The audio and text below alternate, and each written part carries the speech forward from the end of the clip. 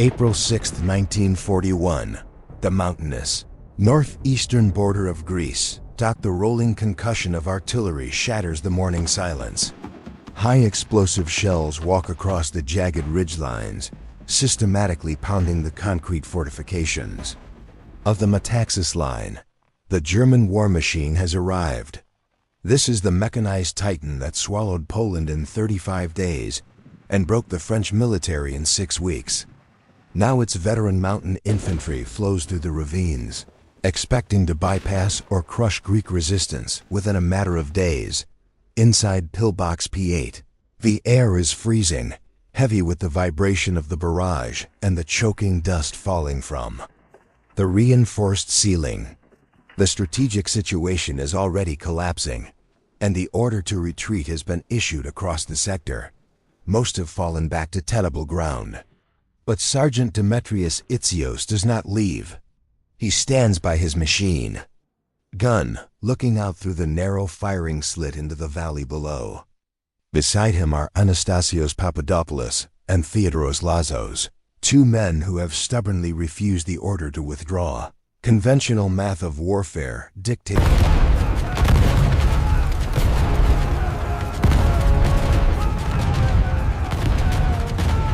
to understand the magnitude of this stand.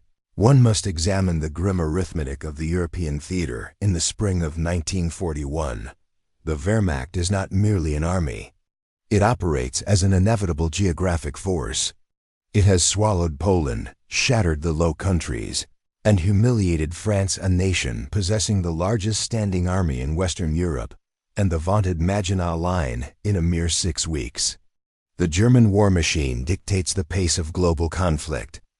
Against this mechanized leviathan stands Greece, a nation of 7 million, whose soldiers are already exhausted, undersupplied, and bleeding. The Greek military has been fighting for 5 grueling months. In October 1940, Benito Mussolini, hungry for imperial prestige, launched an unprovoked invasion of Greece from occupied Albania. Rome expected a triumphant march into Athens. Instead, they marched into a nightmare. In the freezing, jagged passes of the Pindus Mountains, the Greek army, wielding rifles that in some cases dated back to the previous global conflict, fought with terrifying ferocity. They stalled the Italian advance, broke it, and pushed the fascist forces back deep into Albanian territory. It was the first time an Axis power had been defeated on land. But this miraculous victory only ensures Greece's destruction. In Berlin, Adolf Hitler watches the Italian collapse with mounting fury and strategic anxiety. His ultimate ambition, Operation Barbarossa, the colossal invasion of the Soviet Union, is scheduled for the coming summer. Time is the most precious commodity in the Reich. Hitler cannot tolerate an exposed southern flank.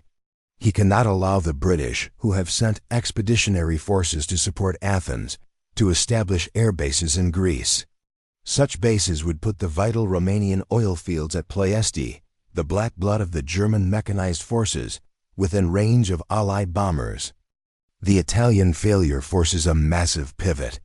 Hitler issues Directive No. 20. Operation Marita is born. The Wehrmacht will pacify the Balkans, crush Yugoslavia, and subjugate Greece. The German High Command approaches the campaign not as a battlefield duel, but as an engineering problem. They know precisely how this works. You mass overwhelming force at the Bulgarian border. You strike simultaneously across multiple vectors. You exploit the gaps, bypass the strongpoints, and move faster than the enemy command structure can communicate. You do not stop for a single man in a concrete bunker. In Athens, the impending reality is understood with chilling clarity. The math is no longer a question. It is a death sentence. The Hellenic army is dangerously overextended, fighting a 2-front war.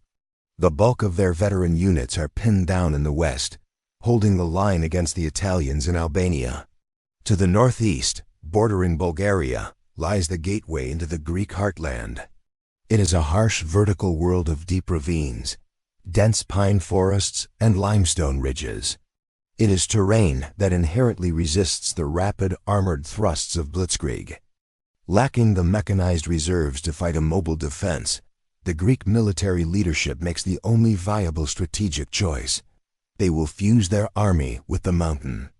Beginning in the late 1930s, under the orders of Prime Minister Ioannis Metaxas, Greek engineers initiate a staggering feat of defensive architecture. They blast deep into the granite ridges along the Bulgarian border, carving out an interlocking subterranean network of concrete bunkers, tunnels, and machine gun emplacements. This is the Metaxas Line. It is not the Maginot Line, boasting vast underground railways and sophisticated amenities.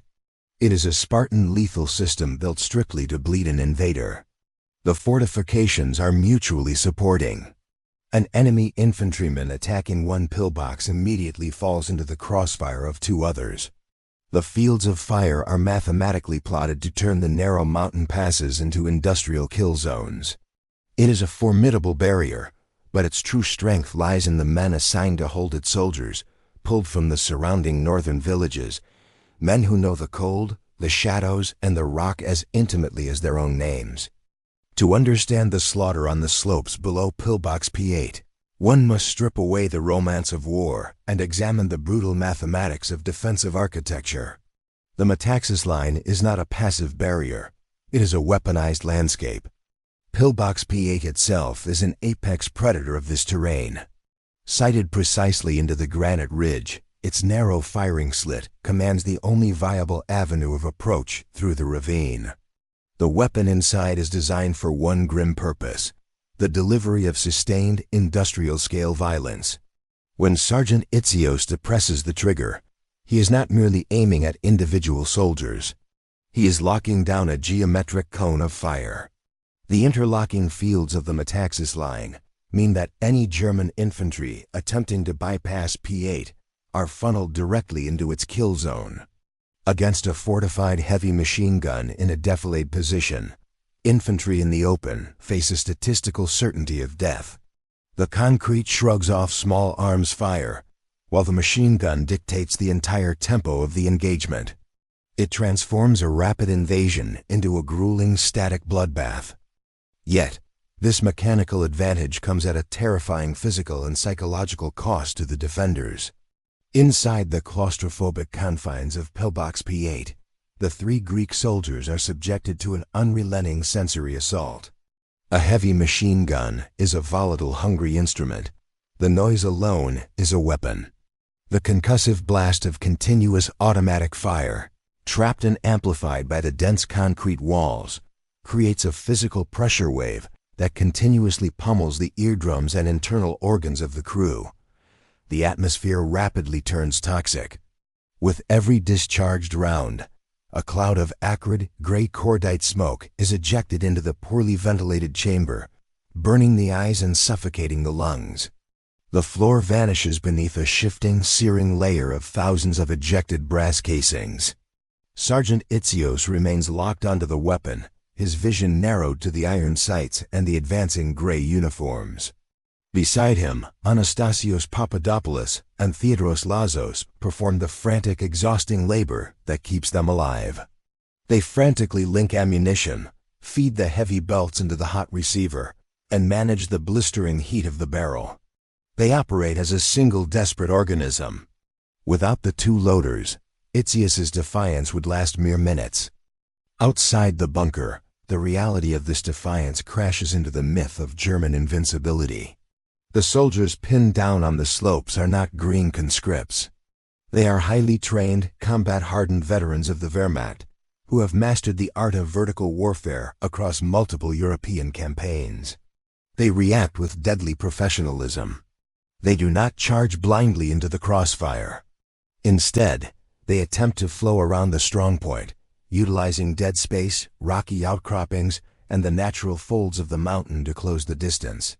They deploy suppressive fire, mortar, and concentrated flanking maneuvers, systematically probing for the bunker's blind spots. German tactical doctrine dictates that every static defense can be unspooled if the right pressure point is found. But Itzios anticipates their movements, shifting his fire to obliterate assault teams the moment they break cover. The German casualties begin to mount at a rate that defies their operational tables. The Wehrmacht thrives on momentum, and this single concrete box is bleeding that momentum dry. Frustration sets in at the command level. A German colonel, recognizing that tactical finesses failed, makes the ultimate gamble. He rallies his pinned-down infantry and personally leads a direct frontal assault, attempting to rush the firing slit before the gun can traverse. It is a textbook maneuver executed with extraordinary bravery. The heavy machine gun fires.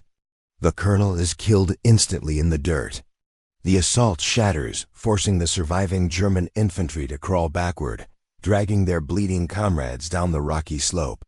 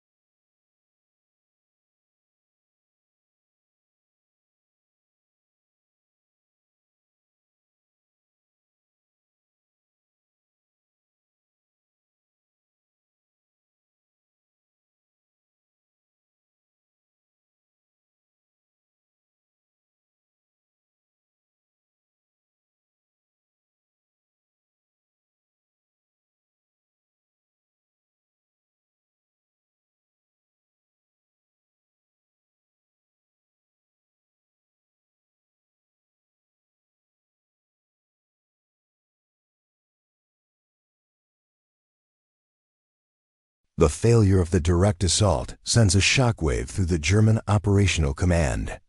General Ferdinand Schörner, the commander responsible for this sector, monitors the lack of progress with mounting fury. Schörner is a career officer defined by his ruthless drive and absolute commitment to the Wehrmacht's doctrine of speed. For Schörner, the stalling of his elite mountain troops by a single isolated Greek garrison is not merely a tactical setback. It is an ideological insult. The meticulous timetable of Operation Marita, designed to swiftly crush Greek resistance and secure the southern flank for the invasion of the Soviet Union, is being fractured against the concrete of Pillbox P8. Every hour lost on this ridge is a disruption that echoes all the way to Berlin. Inside the pillbox, the reality of the engagement is reduced to a terrifyingly simple equation. Sergeant Itzios commands the weapon, but he is equally bound by its hunger. He knows exactly how many crates of ammunition were stockpiled before the invasion. He understands the precise ratio of his rate of fire to his remaining time alive. A fortified position is only as formidable as its logistical depth, and the defenders of P8 are entirely cut off. The floor is now a treacherous rolling sea of thousands of spent brass cartridges. The barrel of the machine gun radiates a blistering, dangerous heat, warping the air inside the bunker. Papadopoulos and Lazos work in a state of sheer physical exhaustion, their hands burned and bruised from mechanically feeding the heavy belts into the smoking receiver. The broader strategic picture has already collapsed. Through the grim reality of their isolation, the three men know the Metaxas line is being outflanked by German armor to the north. The Hellenic army is in retreat. There is no tactical imperative left to hold this specific ravine. This realization strips away the conventional motives of warfare. Itzios is no longer fighting to repel the invasion or to protect a withdrawal. He is fully aware that his nation is going to fall to the Axis advance.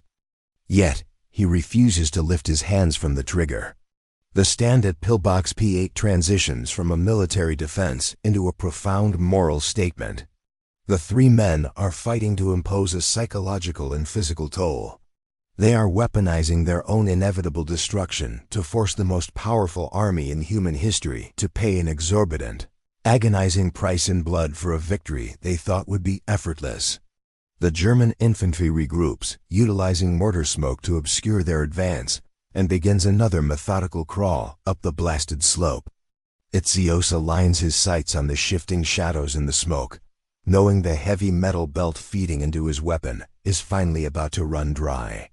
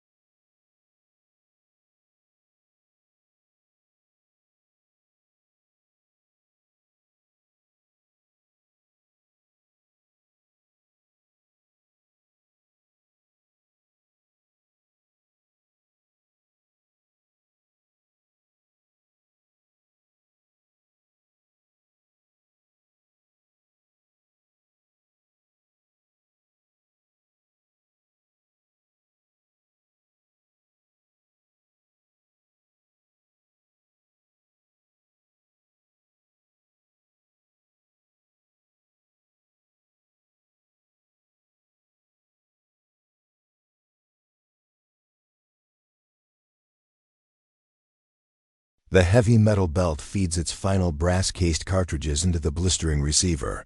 The firing pin strikes. The last rounds tear through the cordite-filled air, echoing down the ravine.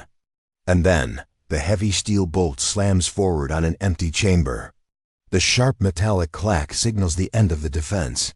The silence that immediately descends upon the metaxas line is absolute and terrifying. It is more deafening than the hours of continuous fire that preceded it. It is not a peaceful silence. It is the ringing, heavy stillness of a slaughterhouse. Inside Pillbox P8, the temperature is suffocating. The air is thick with the copper taste of blood, sweat, and pulverized concrete. Sergeant Demetrius Itzios finally releases the grips of the machine gun.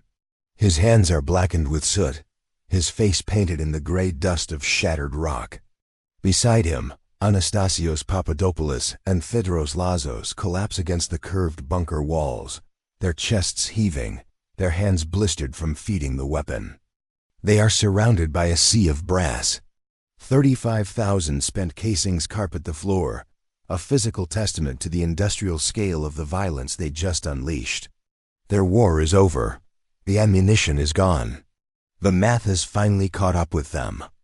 Outside, on the scarred slopes of the ravine, the German mountain infantry remains pinned to the frozen earth. They are paralyzed by the sudden, inexplicable cessation of fire.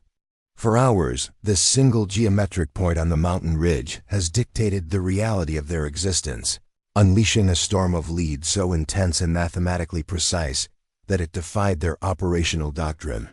The Wehrmacht does not bleed like this. Not for a single bunker. German casualty records will later compile the grim arithmetic of this localized catastrophe. 232 German soldiers lie dead or dying on the jagged rocks below Pillbox P8. Among the dead is a high-ranking commanding colonel. Entire assault teams have been wiped out, their bodies scattered across the killing zone. For the surviving infantry, the body count is a tactical aberration. It is a profound psychological shock. The myth of an effortless blitzkrieg through the Balkans lies shattered on these slopes. Slowly, cautiously, the veteran German assault teams begin to advance upward. They expect a trap. They anticipate a secondary defensive layer, or perhaps a larger subterranean garrison preparing a desperate breakout maneuver. They move with extreme tactical discipline, utilizing covering fire and bounding overwatch. Their rifles and submachine guns trained unblinkingly on the blackened, smoking firing slit of the bunker. The approach is agonizingly slow. Every shadow looks like an ambush. Every sound is magnified. They reach the perimeter of the bunker.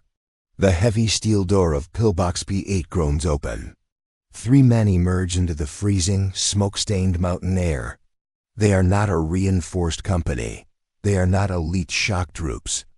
They are an exhausted 35-year-old sergeant who celebrated his birthday just 24 hours prior, and his 2 loyal loaders. Their uniforms are torn, soaked in sweat, and caked in the gray ash of battle. They stand unarmed before the remnants of the German vanguard they have just decimated. They do not run. They do not raise their hands in frantic surrender.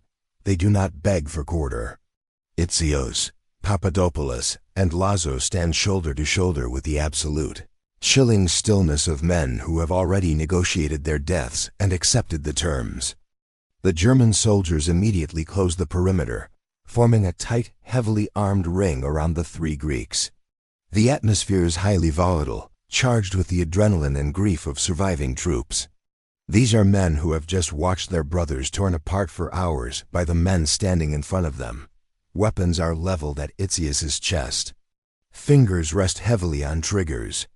The tension is razor-thin, requiring only a single flinch, a single misunderstood gesture, to erupt into a summary execution right there in the dirt. But the order to fire does not come. The discipline of the Wehrmacht holds, barely restraining the fury of the infantry. The frontline officers realize the magnitude of what has just occurred here requires higher authority. The stalemate holds until the rumble of an engine breaks the tension, and a command vehicle arrives at the secured ridge, carrying the commanding officer of the sector, General Ferdinand Schörner, into the blood-soaked aftermath. General Ferdinand Schörner steps down from his command vehicle into the freezing, cordite-stained air of the ridge. He is not a man given to sentimentality or pause.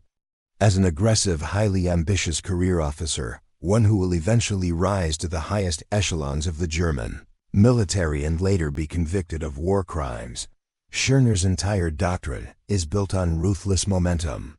He expects to survey the ruins of a heavily reinforced Greek battalion command center. He expects to see the extensive subterranean infrastructure that could mathematically justify the slaughter of his vanguard. Instead, he looks down the blasted slope of the ravine. He sees the bodies of 232 of his elite mountain infantrymen strewn across the jagged rocks, their advance permanently halted by a geometric cone of fire. He sees the body of a German colonel lying in the dirt. And then, he turns his gaze to the source of this localized catastrophe, a single scorched concrete pillbox and 3 exhausted men standing in the gray dust. Schörner approaches Sergeant Demetrios Itzios. The contrast between the two men is absolute. The German general is immaculate, flanked by heavily armed aides representing the unstoppable, mechanized power of the Reich. The Greek sergeant is 35 years old, covered in soot, his uniform torn, his hands burned, representing a nation that is rapidly collapsing under the weight of a two-front war. Through translators or the universal blunt language of the battlefield, the reality of the defense is established. There are no other defenders. There's no hidden garrison. Just Itzios, Papadopoulos, and Lazos. For a moment, the relentless machinery of Operation Merida halts. Schörner, a commander who has overseen the crushing of armies across Europe, processes the tactical absurdity of what these 3 men have accomplished. The Wehrmacht does not easily marvel at enemy resistance. They are trained to annihilate it. Yet, the sheer volume of fire, the unyielding discipline required to hold that trigger while completely isolated, forces a reaction that strips away the propaganda of the invasion. In a moment that defies standard military protocol, Schörner addresses the Greek sergeant directly. He formally congratulates Itzios on his defense of Pillbox P8. It is not a gesture of warmth, but an acknowledgement from one professional soldier to another that the violence inflicted from that bunker was of an extraordinary, terrifying caliber. Then, Schörner turns to his surviving infantrymen, the very soldiers whose comrades lie bleeding on the slopes below, and issues a command. He orders them to present arms. The sharp, synchronized crack of German rifles snapping into the palms of the infantry echoes across the ravine. The men of the Wehrmacht stand at rigid attention, delivering a full, formal military salute to the enemy who has just decimated their ranks. It is an acknowledgement of honor earned entirely in blood and shattered concrete. For a fleeting span of seconds, Sergeant Itzios receives the highest gesture of respect an opposing army can bestow. The salute drops. The silence returns to the ridge. The momentary suspension of the war evaporates, replaced instantly by the cold, unforgiving calculus of the German High Command. Schörner is a man who respects absolute force, but he is also a man who eliminates obstacles with extreme prejudice. The respect has been paid to the soldier. The penalty must now be exacted upon the resistor. Deliberately, and without a trace of hesitation, Schörner orders Itzios' execution. There is no confusion. There is no administrative processing for a prisoner of war. It is a calculated command decision executed on the spot. A firing squad is immediately formed from the ranks of the men who just saluted him. Sergeant Demetrios Itzios does not beg. He does not break. He faces the rifles on the mountain he refused to surrender. The volley fires. On the morning of April 6, 1941, the first day of his 36th year, Itzios falls into the dirt of the Metaxas line. Beside him, Anastasios Papadopoulos and Theodoros Lazos watch their commander die. They are not executed. They are stripped of their equipment, bound, and taken prisoner by the advancing German forces. They will survive the invasion.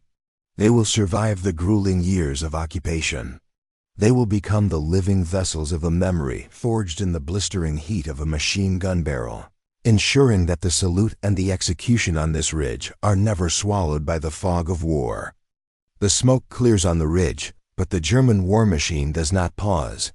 Operation Merida resumes its violent, mechanical rhythm. While the defenders of the Metaxas line hold their ground with terrifying resolve, the broader strategic architecture of the Balkans crumbles around them. To the north, the Kingdom of Yugoslavia collapses under a synchronized blitzkrieg in a matter of days. This catastrophic failure exposes the deeply vulnerable western flank of the Greek defensive network. German panzer divisions, moving with terrifying speed, pour through the Vardar Valley, completely bypassing the heavily fortified mountain passes. The men inside the surviving bunkers are effectively cut off, isolated in a sea of advancing field gray uniforms. By late April 1941, the inevitable mathematics of the invasion are fulfilled. German armor rolls into the ancient streets of Athens. The swastika is hoisted over the Acropolis, casting a dark, heavy shadow across the cradle of democracy. The conquest of mainland Greece is complete. The nation is carved up and subjected to a brutal starvation-inducing tripartite occupation by Germany, Italy, and Bulgaria. The Hellenic army is broken. On paper, the Wehrmacht has executed another masterclass in mobile warfare, securing the vulnerable southern flank of the Reich and driving the British Expeditionary Force into the sea. Yet, beneath the veneer of this sweeping victory, a profound psychological tremor ripples through the German high command. The Wehrmacht expects to shatter national morale. They expect swift capitulation once the command structure is neutralized. The ferocity encountered at the Metaxas line, epitomized by the slaughter at Pillbox P8, fractures that expectation. Frontline commanders sit in requisitioned headquarters and compile their after-action reports. They meticulously record the expenditure of ammunition, the loss of materiel, and the staggering human cost. The casualty figures from the sector commanded by General Schörner are a statistical anomaly that demands explanation. 232 elite mountain troops, a shattered vanguard, and a dead regimental commander, all traded for a single machine gun emplacement and 3 Greek soldiers. These figures travel up the rigid hierarchy of the German military apparatus. They reach the desks of generals in Berlin who view the war strictly through the lens of logistics and operational efficiency. The Wehrmacht is forced to confront a disturbing reality. The Greek soldier, despite being starved of resources and wielding antiquated weaponry, fought with a lethal, suicidal tenacity that the highly mechanized armies of Western Europe had failed to muster. The mountains of northern Greece forced the German war machine into a meat grinder it had not anticipated. This localized bloodbath bleeds directly into the grandest, most catastrophic strategic gamble of the 20th century.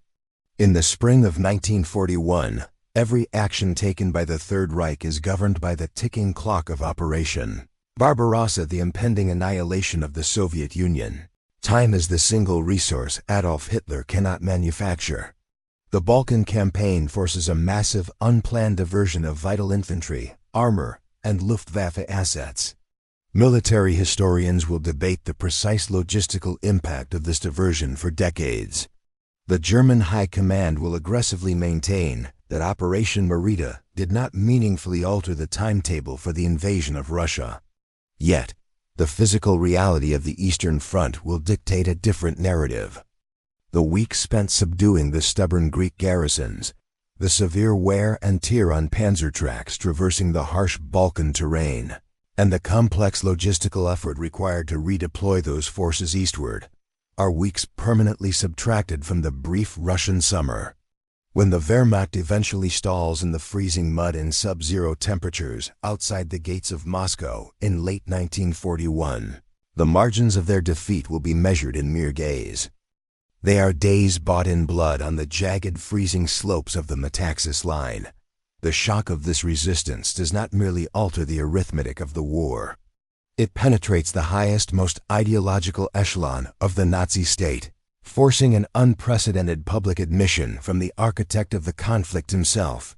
On May 4, 1941, Adolf Hitler stands before the Reichstag in Berlin to deliver a comprehensive address on the recently concluded Balkan campaign. In an empire built entirely upon the doctrine of absolute racial and military supremacy, an admission of enemy superiority is ideological heresy.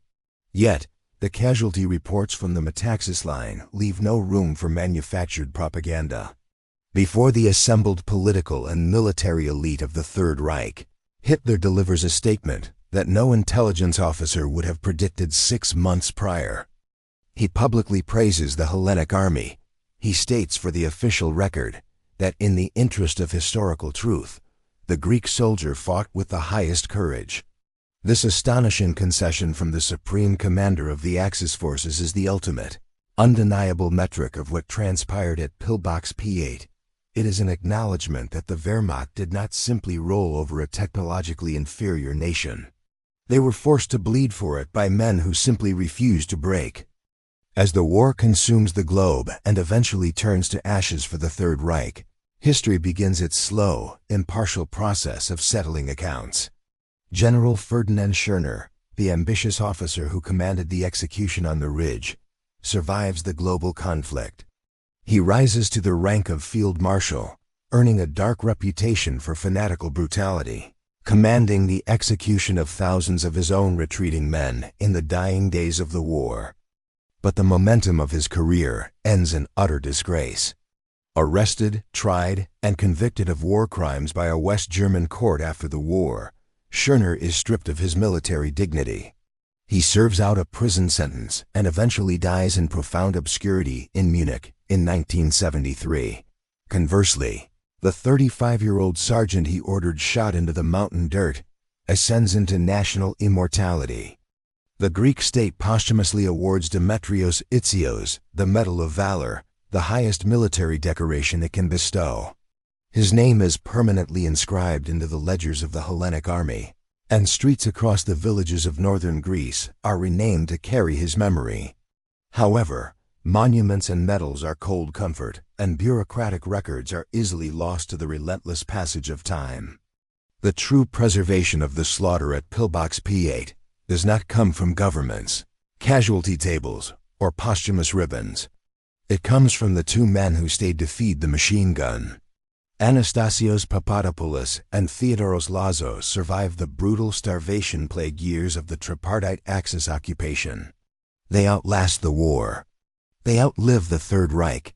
When peace finally returns to a devastated Europe, they return to the cold, mountainous villages of northern Greece where they were born. They grow old, but they do not stay silent. They become the relentless, living custodians of the memory of April 6, 1941. They recount the deafening hours of continuous fire, the blistering heat of the barrel, the sea of 35,000 brass casings, the formal salute, and the abrupt execution. Through their stubborn refusal to let the narrative fade, the story of Sergeant Itzios survives the fog of war, ensuring that a desperate defense fought for a collapsing nation is etched permanently into the historical record.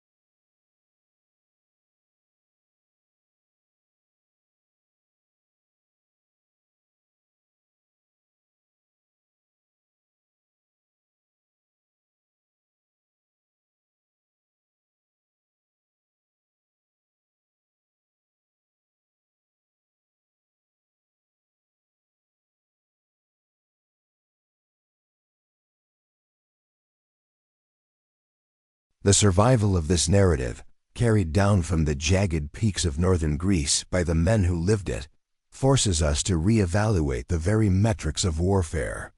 We are accustomed to measuring global conflict in the grand sweeping vectors of mechanized armies, the tonnage of displaced steel, and the red lines shifting across strategic maps. Operation Marita was by all conventional military standards a flawless execution of modern blitzkrieg. It achieved its operational objectives with terrifying, calculated efficiency. Yet, the stand at Pillbox P8 exposes the profound limitation of that arithmetic. Warfare is not solely a collision of machinery. It is fundamentally a collision of human will.